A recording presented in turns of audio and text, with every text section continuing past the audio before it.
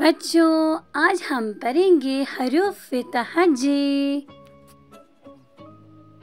अलिफ, अलिफ मद आ, बे, पे, ते, टे, से, जीम, चे, हे, खे, दाल, डाल, ज़ाल, रे, अरे, जे, जे, सीन, शीन, स्वाद, ज़ाद, तोय, ज़ोय, आइन, गाइन, फे, काफ, काफ, गाफ, लाम, मीम, नून, वाव छोटी है,